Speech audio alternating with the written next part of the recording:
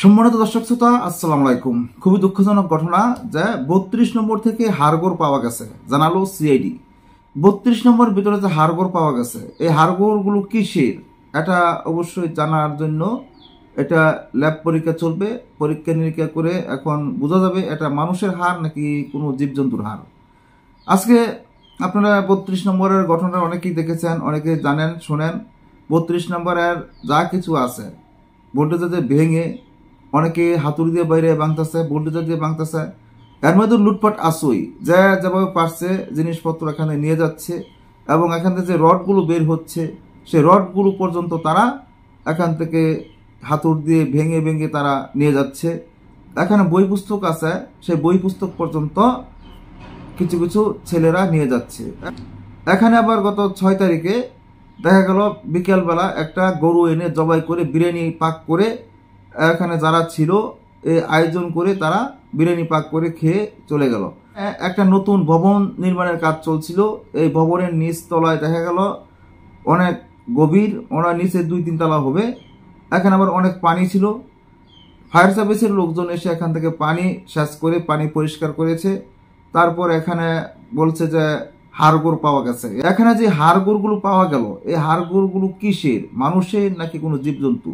তাহলে আসুন আমরা বিস্তারিত দেখে আসি। এখানে তারা যে হাড়গোড় পেয়েছে এটা তারা কি ধারণা করেছে, মানুষের নাকি কোনো জীবজন্তুর?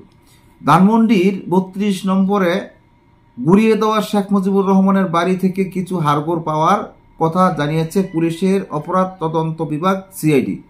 সোমবার সকাল 8টার দিকে ধানমন্ডি থানা পুলিশের উপস্থিতিতে সিআইডির ক্রাইম সিন ইউনিট এসে আলামত সংগ্রহের কাজ শুরু করে। ধানমন্ডি থানার ওসি আলী আহমেদ মাসুদ বলেন, 32 নম্বরে কিছু হাড়গোড় পাওয়া গেছে। এখন সেগুলো মানুষের নাকি অন্য কোনো প্রাণীর সেটি নিশ্চিত হতে সিআইডির ক্রাইম সিন ইউনিট এসে আলামত সংগ্রহ করেছে। আলামত সংগ্রহ শেষে 10:15টার দিকে সিআইডি টিম চলে গেছে বলে জানান ওসি মাসুদ। শেখ হাসিনার পতন ও দেশ ত্যাগের 6 মাস পূর্তির দিন গত বুধবার বুলডোজার মিছিল কর্মসূচি থেকে 32 নম্বরের বাড়িটি ভাঙ্গা শুরু হয়। বৃহস্পতিবার দিনভর সেখানে লুটপাটের পর বিকেলে গরু জবাই করে বিরিয়ানি রান্না সেরে রাতে হয় জাফতের আয়োজন। ওই দিন থেকে ভবন দুটির ভাঙ্গা স্তূপ থেকে হাতুড়ি দিয়ে পিটিয়ে রড বের করে কেটে নিয়ে যেতে দেখা যায়। কেউ কেউ ভবনের দাঁড়িয়ে থাকা অংশেই রোডের খোঁজে হাতুড়ি চালিয়েছে, আবার কেউ ফাঁকা অংশে মাটি খুঁড়ে বের করে নিয়েছে বৈদ্যুতিক তার। উল্লেখ্য, গত 5 ফেব্রুয়ারি পলাতক সাবেক প্রধানমন্ত্রী শেখ হাসিনার অনলাইনে বক্তব্য দেওয়াকে কেন্দ্র করে 32 নম্বরের শেখ মুজিবুর রহমানের বাড়ি গুড়িয়ে দেয় বিক্ষুব্ধ ছাত্র জনতা। বাড়ির পাশেই নির্মাণাধীন ভবনের উপস্থিত হয় বিক্ষুব্ধরা। সেই ভবনের কয়েকতলা বেসমেন্ট দেখতে পায় তারা, তার মধ্যে 2 তলা পর্যন্ত নামতে পারলেও পরবর্তী ফ্লোরে পানি দেখা যায়। অনুমান করা হয় নিচে আরও কয়েকটি তলা রয়েছে। তারপর কয়েকদিন ধরে এই বাড়ির বেসমেন্ট জায়গা নিয়ে চলছিল নানা আলোচনা। সেটি সম্পর্কে বিস্তারিত জানতে 32 নম্বরের বেসমেন্টে রোববার সকাল থেকে পানি সেচ করার কাজ করছিল ফায়ার সার্ভিস। সেচের কাজ শেষ করে ফায়ার সার্ভিসের কর্মীরা ঘটনাস্থল ত্যাগ করেন দুপুর 1:15টার দিকে।